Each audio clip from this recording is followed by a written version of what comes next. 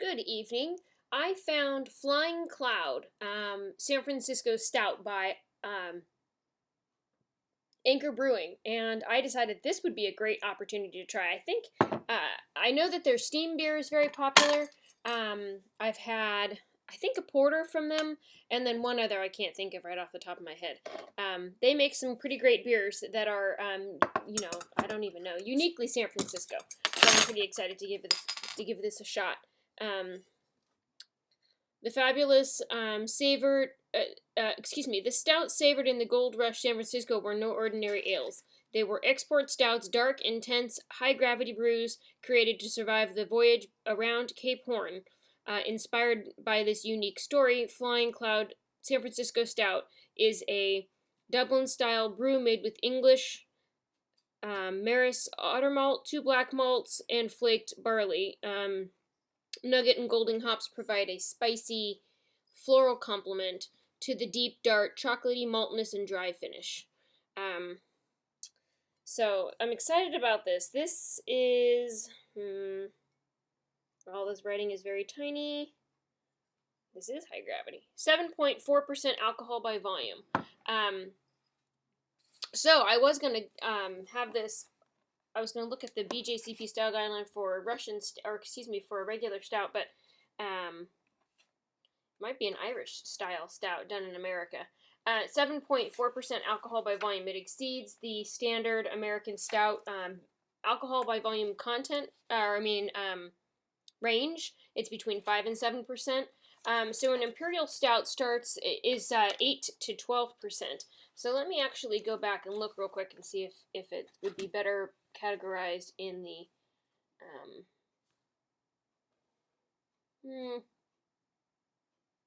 no.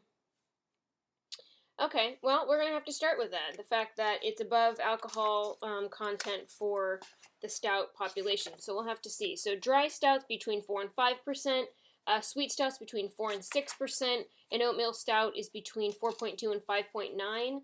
A foreign extra stout is between 5.5 and 8%. So interesting. That seems like it would be the best fit. The rest of these, the alcohol by volume content does not fit. So let's make the assumption that this is going to be in the foreign extra stout category. So already, this is an interesting beer. For some reason, my chair is not working. Okay, there we go. So let's give this a shot. Wow, that is nice and thick. Pours with this deep, deep dark head. Holy moly, look at that. It's so dark. Okay, beautiful beer. So aroma, immediately right off the bat, I get this deep, just complex, sweet, malty, chocolatey wonderfulness. Smells pretty darn good. Lots of grain. Almost has an alcohol-y kind of smell to it.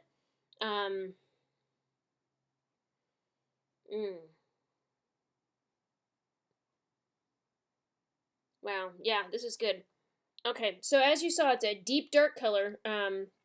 It's opaque, no lights coming through there. It poured with a beautiful dark head on it, and that it has retained that head. Interesting. Yep, exactly for style. Should have good head retention. Let's get into flavor.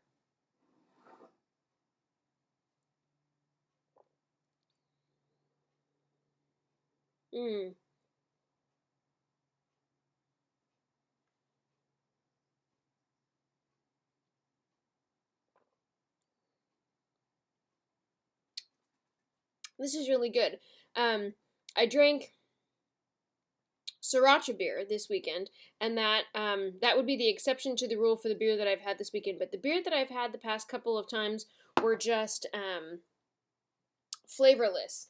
So this is a really nice break from that. This has a deep coffee scent to it, so it's very roasty.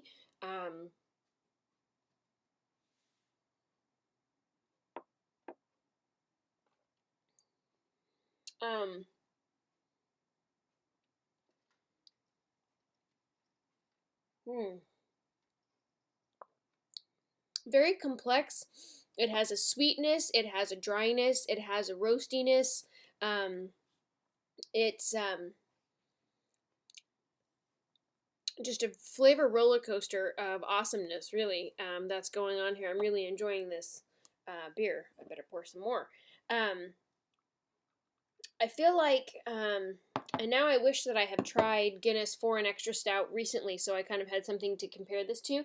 Some examples in this category are Lion Stout, which is from Sri Lanka, Dragon Stout from Jamaica, ABC Stout from Singapore, um, Jamaica Stout from Jamaica, tropical types. Oh, I'm sorry. And then the export types are Free Miner Deep Shaft, Guinness Foreign Extra. Although it says it's bottled and not sold in the U.S., but I know that not to be true. So maybe there's a variation that I'm not familiar with. But Ridgeway of Oxshire, Foreign Extra Stout, Cooper's Best, Elysian, Dragon's Tooth. So I don't think, except for Guinness Foreign Extra Stout, I have tried any of the beers on that list. So I'm going to have to do some exploring.